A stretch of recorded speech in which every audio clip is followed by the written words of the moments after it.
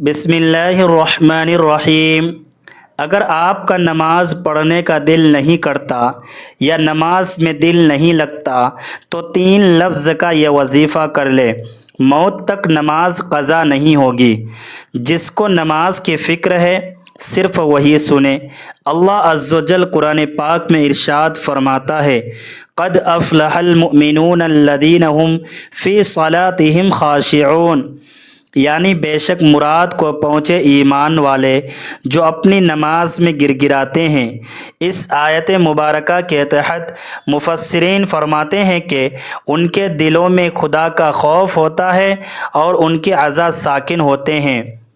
بعض مفسرین نے یہ بھی فرمایا کہ نماز میں خشوع یہ ہے کہ اس میں دل لگا ہوا ہو، دنیا سے توجہ ہٹی ہوئی ہو، نظر جائے نماز سے باہر نہ جائے اور گوشہ چشم یعنی آنکھ کے کنارے سے کسی طرف نہ دیکھے، کوئی عبث کام نہ کرے اور کوئی کپڑا شانوں پر اس طرح نہ لٹکائے کہ اس کے دونوں کنارے لٹکتے ہوں اور آپس میں ملے نہ ہوں، انگلیاں نہ چٹکائے اور اس قسم کی حرکات سے باز رہے۔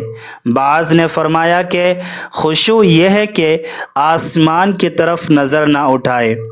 امیر المؤمنین حضرت سیدنا ابوبکر صدیق رضی اللہ تعالی عنہ سے روایت ہے کہ حضور نبی کریم رؤوف الرحیم صلی اللہ علیہ وسلم نے ارشاد فرمایا، منافقانہ خشوع سے اللہ عز و جل کی پناہ مانگو۔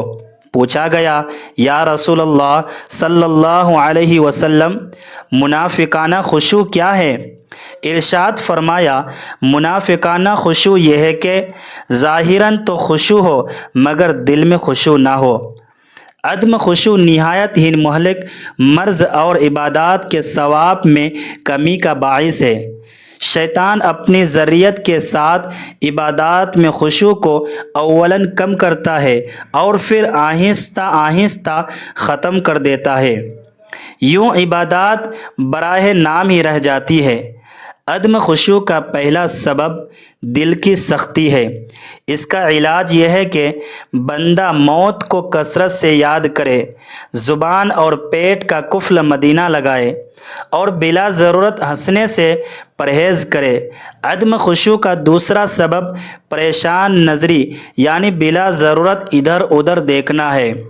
اس کا علاج یہ ہے کہ بندہ آنکھوں کا قفل مدینہ لگاتے ہوئے اپنی نظریں جھکا کر رکھے اور یہ تصور کرے کہ میں بارگاہ الہی میں حاضر ہوں اور میرا رب عز و جل مجھے دیکھ رہا ہے۔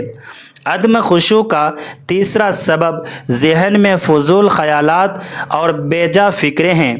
اس کا علاج یہ ہے کہ بندہ بارگاہ الہی میں حاضری کے وقت اپنے اندر ایک سوئی پیدا کرے اور اس سے نجات کے لیے بارگاہ الہی میں دعا بھی کرے۔ عدم خشوع کا چوتھا سبب بارگاہ الہی میں حاضر ہونے کے آداب سے لا علمی ہے۔ اس کا علاج یہ ہے کہ بندہ بارگاہ الہی میں حاضر ہونے کے آداب سیکھے، اپنے نیک لوگوں اور اللہ والوں کی صحبت اختیار کرے جو بارگاہ الہی کے آداب سے واقف ہیں۔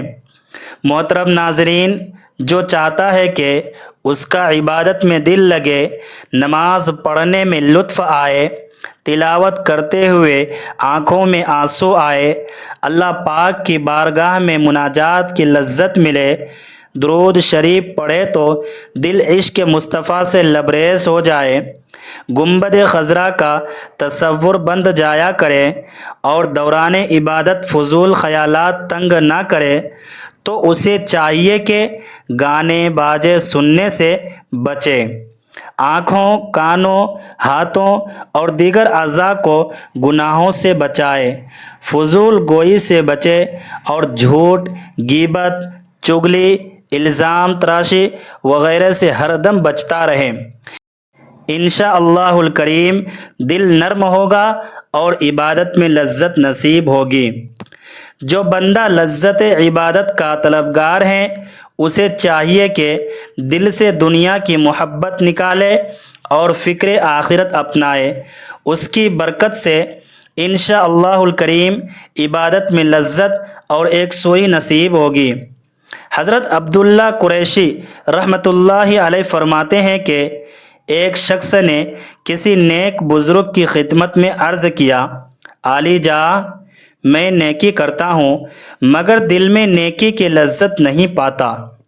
اللہ پاک کے اس نیک بندے نے فرمایا، تمہارے دل میں ابلیس کی بیٹی یعنی دنیا رہتی ہے، اور یقیناً باپ یعنی شیطان اپنی بیٹی دنیا سے ملنے تمہارے دل میں آتا رہتا ہے۔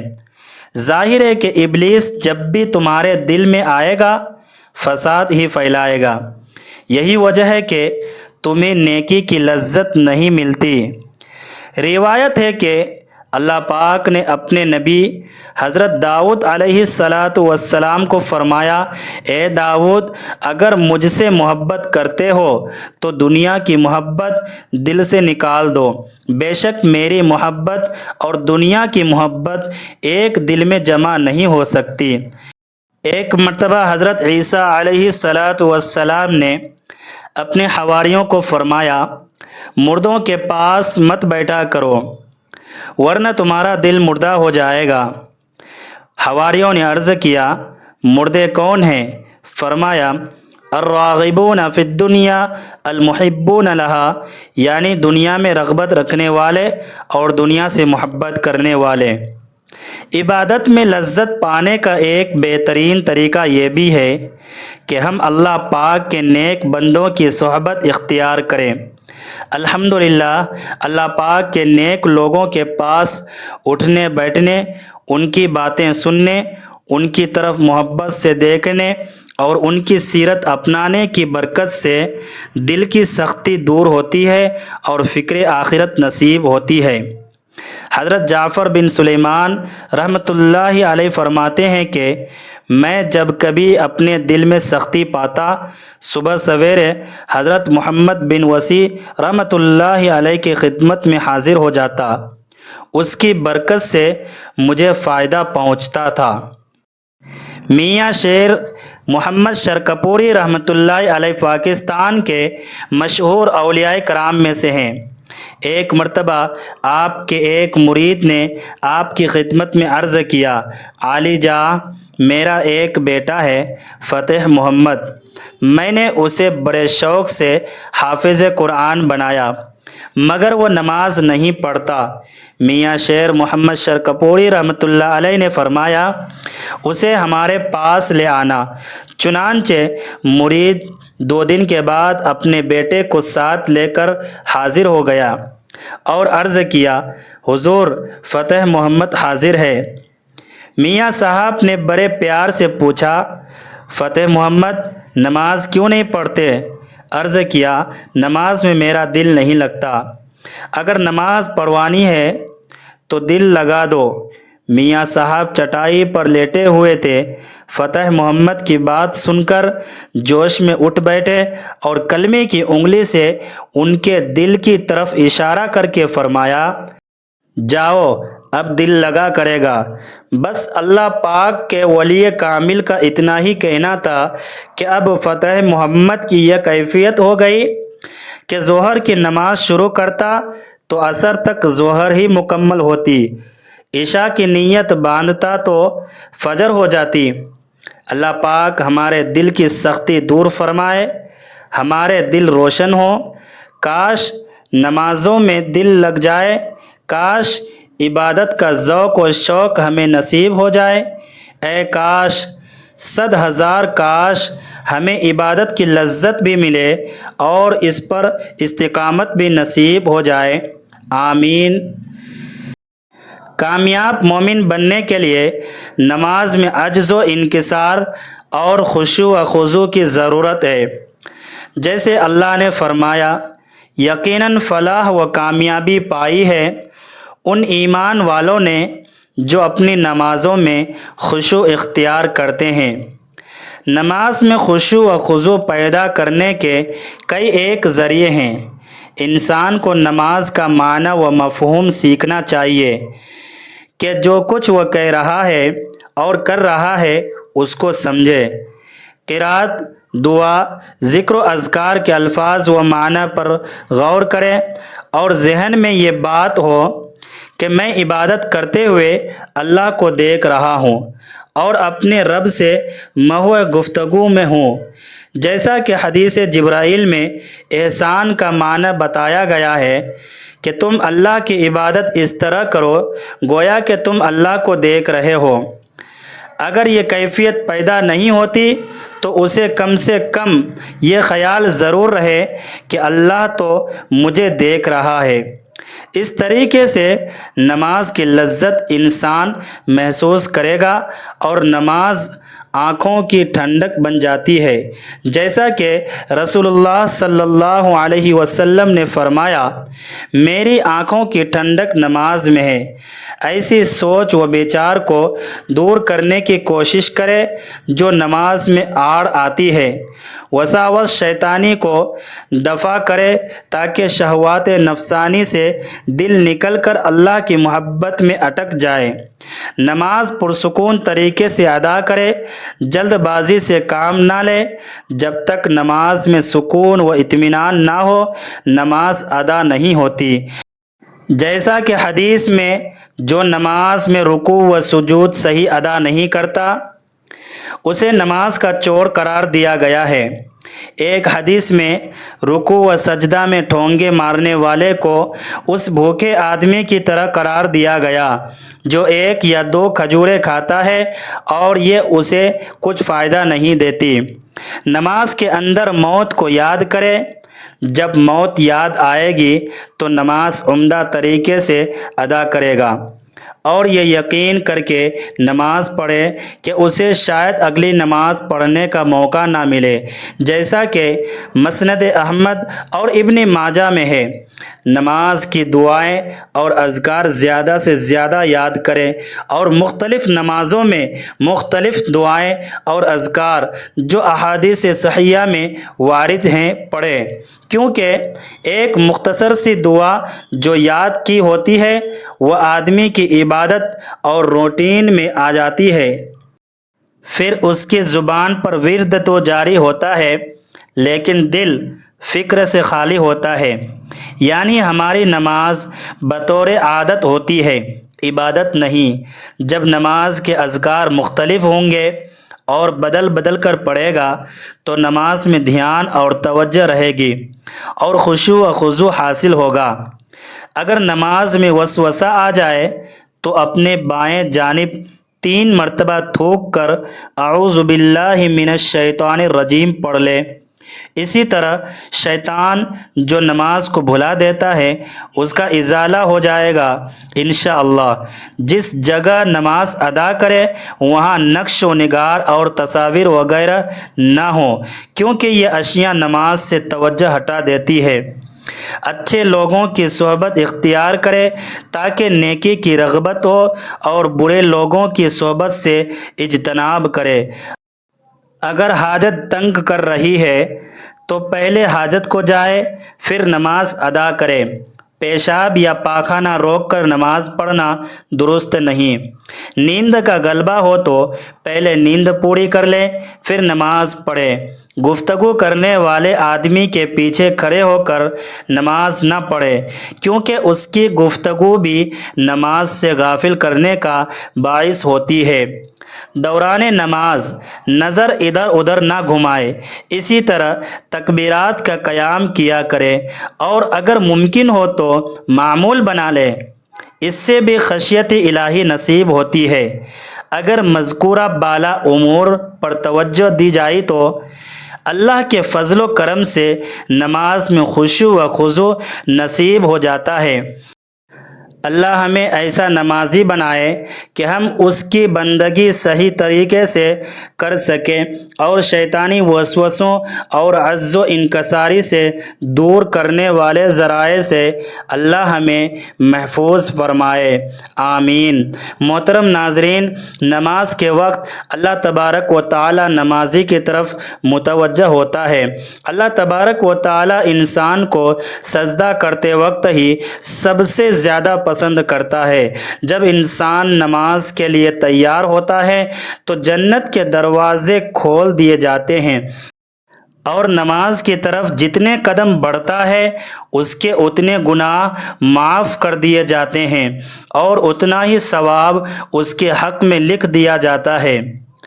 جنگ میں ہو، چاہے دشمن کی تلوار کے سائے میں ہو یا پھر دشمن کے ڈر سے اپنی جان بچا کر بھاگ رہا ہو، اس وقت بھی نماز کو قضا کی صورت میں ادا کرنا لازم اور فرض ہے۔ یہ اسلام کا فرمان ہے، اور نماز بے شک دارین کی سعادتوں کی ضامن ہے۔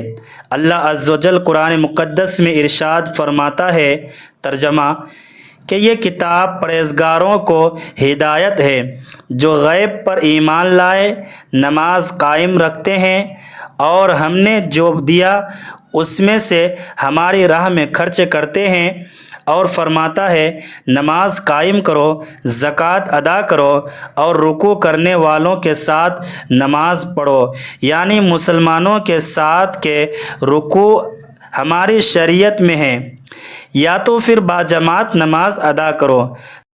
نماز کا مطلقاً ترک سخت ہولناک چیز ہے۔ اسے قضا کر کے پڑھنے والوں کے لیے فرماتا ہے خرابی ہے ان نمازیوں کے لیے جو اپنی نماز سے بے خبر ہیں اور وقت گزار کر کے پڑھنے اٹھتے ہیں۔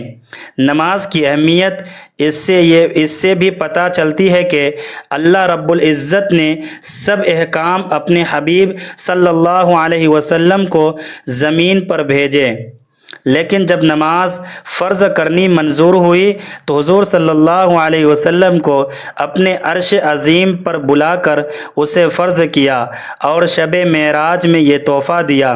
اسی طرح اور فرماتا ہے کہ بے شک نماز مومنوں پر اپنے مقررہ وقتوں میں ادا کرنا فرض ہے، اور فرماتا ہے کہ نماز قائم کرو اور زکوٰۃ دو، اور فرماتا ہے کہ اپنے رب کی اس وقت تک عبادت کر جب تک تیری موت نہ آ جائے۔ اس طریقے سے اللہ تبارک و تعالی نے پورے قرآن میں مختلف مقامات پر مختلف طریقوں سے 186 مرتبہ اپنے بندوں کو نماز قائم کرنے کا حکم دیا ہے، کیونکہ نماز تمام برائیوں سے روکتی ہے، جیسا کہ قرآن مقدس میں ذکر ہے، ترجمہ، کہ بے شک نماز تمام برائیوں اور برے کاموں سے روکتی ہے۔ اللہ تبارک و تعالی اپنے بندوں کو نماز پر پابندی کرنے کی تلقین اس لیے کر رہا ہے کہ تاکہ اس کے بندے ضلالت و گمراہی کے دلدل میں نہ پھنسیں اور حق کی راہ پر گامزن رہے، تمام تر اختلافات اور مصیبتوں سے بچتے رہے۔ اگر آپ قرآن مقدس کی تلاوت کریں گے تو بے شمار آیات آپ کو ایسی ملے گی جو نماز کی فرضیت پر دلالت کرتی ہے، اور آپ جان لو گے کہ بے شک نماز ہر حال میں فرض ہے اور اس سے بچنے کا کوئی چارہ کار نہیں۔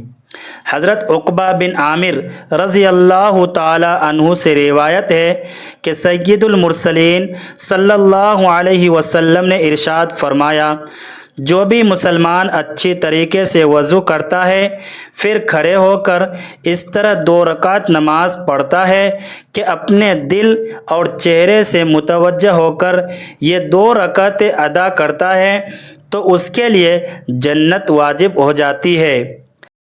حضرت عبداللہ بن مسعود رضی اللہ تعالی عنہما سے روایت ہے کہ حضور پر نور صلی اللہ علیہ وآلہ وسلم نے ارشاد فرمایا، جس نے نماز میں مداومت کی تو قیامت کے دن وہ نماز اس کے لیے نور و برہان اور نجات ہوگی، اور جس نے نماز کی محافظت نہ کی تو اس کے لیے نہ نور ہے، نہ برہان، نہ نجات، اور وہ قیامت کے دن قارون، فرعون، حامان اور ابی بن خلف کے ساتھ ہوگا۔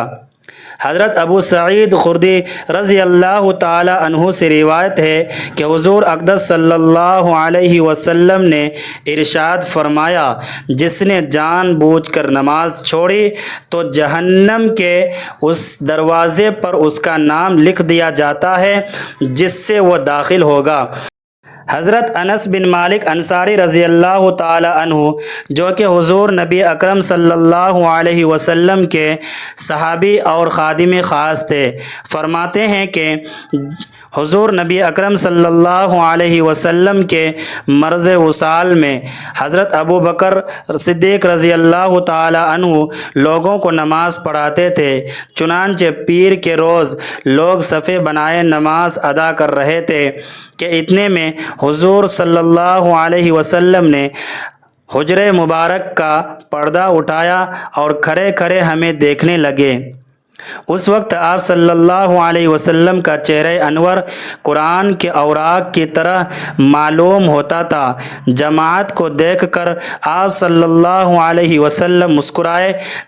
آپ صلی اللہ علیہ وسلم کے دیدار پر انوار کی خوشی میں قریب تھا کہ ہم نماز توڑ دیتے۔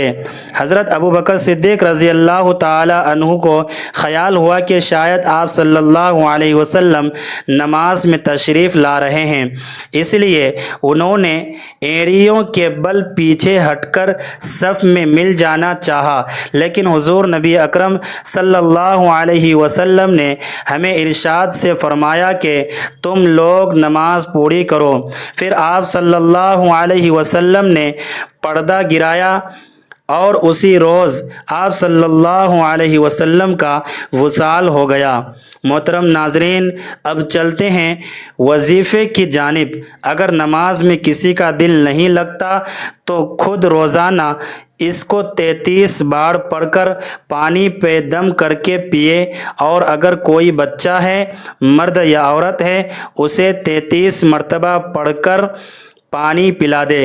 انشاءاللہ اللہ اسے نمازی بنا دے گا۔ کھانے پینے پہ دم کر کے انہیں کھلائے پلائے، انشاءاللہ نمازی ہو جائے گا۔ اگر کوئی چاہتا ہے کہ میری نماز پرتاثیر ہو، پر نور ہو جائے، میں جو دعائیں کروں اللہ تبارک و تعالی مقبولیت عطا فرمائے، تو روزانہ 101 مرتبہ یہ پڑھ کر دعا کرتا رہے۔ یہ 103 نمبر آیت سورہ نساء کا حصہ ہے۔ بسم اللہ الرحمن الرحیم۔ فَإِذَا اطْمَأْنَنْتُمْ فَأَقِيمُوا الصَّلَاةَ۔ آپ یہ دیکھیے کہ الفاظ کو سمجھ کر پڑھیں گے، اور انشاءاللہ تعالی یہ 2 جملے ہیں، لیکن اللہ نے خود کہا ہے کہ جب مطمئن ہو جاؤ پھر آ جاؤ میرے آگے۔ یہ نہیں کہ تھکے ہوئے ہو، نیند میں ہو، بھوک میں ہو۔ نماز اس حالت میں بھی نہیں پڑھنی چاہیے۔ اپنے آپ کو فریش کر کے نماز پڑھیے، پھر اللہ تبارک و تعالیٰ سے مانگے۔ یہ آپ اللہ تبارک و تعالیٰ سے باتیں کر رہے ہیں، انشاءاللہ اس سے آپ کو ملے گا۔ اور آپ یہ 101 مرتبہ پڑھ کے جتنے دن پڑھیں، کم سے کم 11 دن پڑھیے، اللہ تبارک و تعالیٰ آپ کی نماز میں سکون لے آئے گا۔ نماز میں آپ کی دل لگی آئے گی، خشوع لے کے آئے گا۔ آپ اس آیت کو سمجھ لیں، انشاءاللہ اطمینان بھی آپ کو حاصل ہوگا۔ جس کو یہ نماز سے پہلے جو 1 بار پڑھ کے نماز پڑھے گا، یا قرآن سے پہلے، تلاوت سے پہلے، نوافل سے پہلے، کسی بھی عبادت سے پہلے، چاہے حج ہے، عمرہ ہے، طواف ہے، سعی ہے، اس سے پہلے آپ خالی ہیں، یہ 1 بار پڑھ لیں اور پھر سینے پر پھونک مار لیں تو اچھا ہے۔ اس کے بعد جو بھی عبادت کریں گے اس میں آپ کو سکون حاصل ہوگا، اطمینان حاصل ہوگا۔ سورہ بقرہ آیت نمبر 186 میں ارشاد باری تعالیٰ ہے، اور اے پیغمبر، جب تم سے میرے بندے میرے بارے میں دریافت کرے تو کہہ دو کہ میں تمہارے پاس ہوں۔ جب کوئی پکارنے والا مجھے پکارتا ہے تو میں اس کی دعا قبول کرتا ہوں۔ تو ان کو چاہیے کہ میرے حکموں کو مانیں اور مجھ پر ایمان لائے تاکہ نیک راستہ پائے۔ قرآن مجید کی سورہ اعراف آیت نمبر 56 میں اللہ تبارک و تعالی ارشاد فرماتا ہے، لوگو اپنے پروردگار سے عاجزی اور چپکے چپکے دعائیں مانگا کرو، وہ حد سے بڑھنے والوں کو دوست نہیں رکھتا اور ملک میں اصلاح کے بعد خرابی نہ کرنا، اور خدا سے خوف کرتے ہوئے اور امید رکھ کر دعائیں مانگتے رہنا۔ کوئی شک نہیں کہ خدا کی رحمت نیکی کرنے والوں سے قریب ہے۔ اللہ تبارک و تعالیٰ کے پیارے نبی حضرت محمد مصطفیٰ صلی اللہ علیہ وسلم نے دعا کی عظمت، اس کی برکتیں، دعا کے آداب اور دعا کرنے کے بارے میں واضح ہدایت دی ہے۔ ایسی بے شمار احادیث ہیں جن میں دعا کا ذکر ہے اور دعا کی اہمیت و فضیلت کو واضح کیا گیا ہے۔ حضرت عبداللہ بن عمر رضی اللہ تعالی عنہ سے روایت ہے کہ رسول اللہ صلی اللہ علیہ وسلم نے فرمایا، دعا کارآمد اور نفع مند ہوتی ہے۔ ان احادیث میں بھی جو نازل ہو چکے ہیں اور ان میں بھی جو ابھی نازل نہیں ہوئے، پس اے خدا کے بندو دعا کا اہتمام کرو۔ ایک اور حدیث حضرت عبداللہ بن مسعود رضی اللہ تعالی عنہ سے مروی ہے کہ حضرت محمد صلی اللہ علیہ وسلم نے ارشاد فرمایا، اللہ تبارک و تعالیٰ سے اس کا فضل مانگو، کیونکہ اللہ تبارک و تعالیٰ کو یہ بات محبوب ہے کہ اس کے بندے اس سے دعا کرے اور مانگے۔ اللہ تبارک و تعالیٰ کے کرم سے امید رکھتے ہوئے اس بات کا انتظار کرنا کہ وہ بلا اور پریشانی کو اپنے کرم سے دور فرمائے گا، اعلیٰ درجے کی عبادت ہے۔ حضرت ابو ہریرہ رضی اللہ تعالی عنہ سے روایت ہے کہ آقا حضرت صلی اللہ علیہ وسلم نے ارشاد فرمایا، اللہ کے یہاں کوئی چیز اور کوئی عمل دعا سے زیادہ عزیز نہیں۔ اے اللہ رب العزت، اے ساری کائنات کے شہنشاہ، اے ساری مخلوق کو پالنے والے، اے زندگی موت کا فیصلہ کرنے والے، اے آسمانوں اور زمینوں کے مالک، اے پہاڑوں اور سمندروں کے مالک، اے انسانوں اور جناتوں کے معبود، اے عرش اعظم کے مالک، اے فرشتوں کے معبود، اے عزت اور ذلت کے مالک، اے بیماروں کو شفا دینے والے، اے بادشاہوں کے بادشاہ، اے اللہ ہم تیرے گناہ گار بندے ہیں، تیرے خطا کار بندے ہیں، ہمارے گناہوں کو معاف فرما، ہماری خطاؤں کو معاف فرما۔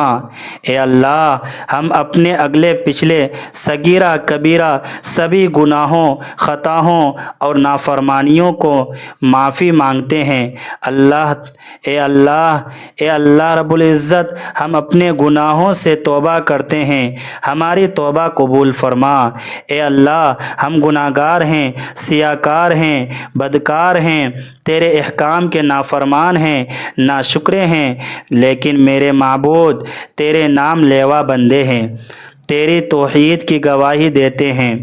تیرے سوا کوئی عبادت کے لائق نہیں ہے، تیرے سوا کوئی بندگی کے لائق نہیں ہے، تیرے سوا کوئی تعریف کے لائق نہیں ہے۔ ہمارے معبود، ہمارے گناہ تیری رحمت سے بڑے نہیں، تو اپنی رحمت سے ہمارے گناہ معاف کر دے۔ اے اللہ پاک ہمیں گمراہی کے راستے سے ہٹا کر صراط مستقیم کے راستے پر چلنے والا بنا دے۔ اے اللہ ایسی نمازیں پڑھنے کی توفیق عطا کر جس نماز سے تو راضی ہو جائے، زندگی میں ایسی نیک اعمال کرنے کی توفیق عطا کر جن اعمالوں سے تو راضی ہو جائے، ہمیں ایسی زندگی گزارنے کی توفیق عطا کر جس زندگی سے تو راضی ہو جائے، ایمان پہ زندہ رکھ اور ایمان پہ ہی موت عطا کر۔ اے اللہ ہمیں تیرے احکام کی فرما برداری کرنے والا بنا اور تیرے پیارے حبیب جناب محمد الرسول اللہ صلی اللہ علیہ وسلم کے نیک اور پاکیزہ آداب کو اپنانے والا بنا دے۔ اے اللہ ہماری پریشانیوں کو دور کر دے۔ اے اللہ جو بیمار ہیں انہیں شفا کاملہ عطا فرما۔ اے اللہ جو بے اولاد ہیں انہیں اپنے خزانوں میں سے نیک اور صالح اولاد عطا فرما۔ اے اللہ جن کے جو کام رکے ہیں وہ پورے کر دے۔ اے اللہ بچھڑے ہوئوں کو ملا دے۔ اے اللہ شادی شدہ جوڑوں میں محبت اور خلوص پیدا کر دے اور ان کی زندگیوں میں برکت ڈال دے۔ اے اللہ تمام لڑکے اور لڑکیوں کے نصیب اچھے کر دے۔ اے اللہ جو قرضے کے بوجھ میں تلے دبے ہوئے ہیں ان کا قرض جلد از جلد ادا کر دے۔ اے رب العزت شیطان سے ہماری حفاظت فرما۔ اے اللہ حلال رزق کمانے کی توفیق عطا فرما۔ آمین یا رب العالمین۔ ناظرین ویڈیو اچھی لگی ہو تو ویڈیو کو لائک کرے، شیئر کرے، چینل کو سبسکرائب کرے۔ ملتے ہیں کسی نیکسٹ ویڈیو میں۔ خدا آپ کا حامی و ناصر ہو۔ اللہ حافظ۔